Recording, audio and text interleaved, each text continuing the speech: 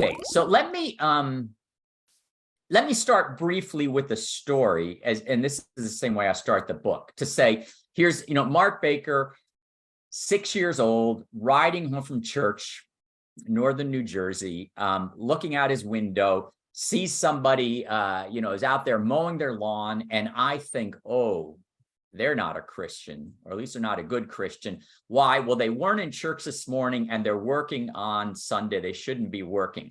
Okay, so what was I doing in that moment? I was drawing a line between myself and my family, good Christians, and this other person not. And what I was doing is what Paul Hiebert would call a bounded group or a bounded set. So Paul Hiebert, missiologist, missionary in India, came up with these things, borrowed them from mathematics.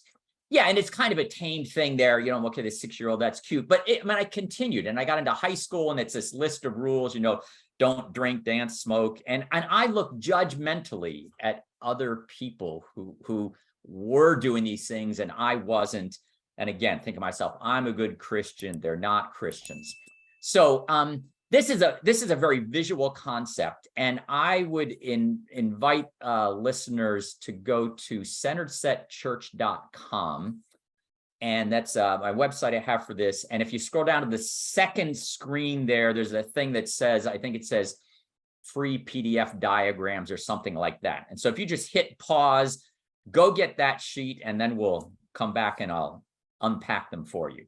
So what Hiebert says is, and again, borrowing this from math, applying it to groups, and I'll just go right to churches. So a bounded church is a church that, and the central question in this is, how does a group define who belongs? And Hiebert says there's different ways of doing this. So a bounded group comes up with a criteria, and it can be beliefs, behaviors, other things, and they say, this is what is required to be part of this group. And then that becomes a line. And anyone who's inside on the right side of that line is in, belongs to the group, and someone outside doesn't. And as in my example, so that's what I was doing. Yeah, I was drawing this line. And so for my bounded set church, it was, you need to not work on Sunday. And then later it was, don't drink, dance, smoke, etc. Steal on the job, things that other people were doing. And so I had this line. But as I mentioned, bounded sets, bounded churches have a tendency towards judgmentalism. And there's this sense of in and out and superiority. And also it can tend to breed shame of both. Those people that are outside can feel the shame, but also people on the inside, if we trip, mess up, then we feel shame. And so in reaction to this judgmentalism, some people go the way of what Hiebert called a fuzzy church. And so this is to look at, hey, this judgmentalism is no good. We've got to get rid of it.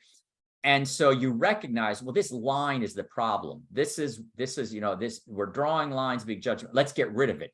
So you erase the line, and then what happens is the group becomes fuzzy. There's not a clear sense of who belongs, who doesn't belong, or even sort of what the group is about. And so it takes care of one problem, the judgmentalism, but it creates others. The group lacks identity. And in a fuzzy church, there's really not much of a way to call people to conversion, because, what are you calling them to?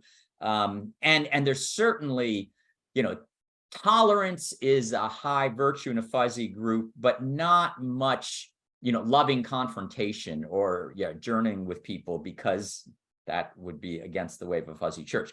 But Hiebert said he offered a totally different approach. So bounded and fuzzy are sort of on a same, on a continuum, and one has this strict line, the other's fuzzy. So Hiebert said, well, there's a totally different way of thinking about who belongs, and that's looking at orientation or relationship with a center. So in a centered church, rather than having a line, it establishes a center and says, this is who we are, this is what's important to us. So for simplicity and for sake of agreement, we say Jesus Christ is our center. And so if someone is heading toward the center, they belong to the group. So we're looking at the person and not saying, are they mowing their lawn on Sunday or not? We're looking at, are they heading toward Jesus? Are they heading toward the center? And if they are, then they belong to the group. If they're heading away, they don't. So it's about orientation and relationship.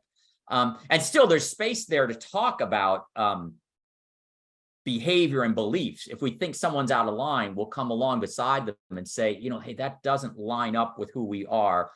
But there's not this pressure of you're out, I'm in, shaming, because we're all in process towards the center. And just, briefly, I'll stop with this. Where's the security line? So at a bounded church, the security is in the line. And a bounded church can say we centered on church, we center on Christ. Most churches do. But the reality is their attention is pulled toward that line because that's where their security is.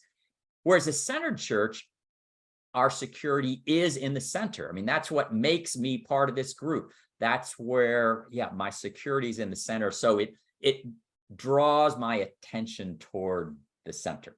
So bounded, fuzzy, and center.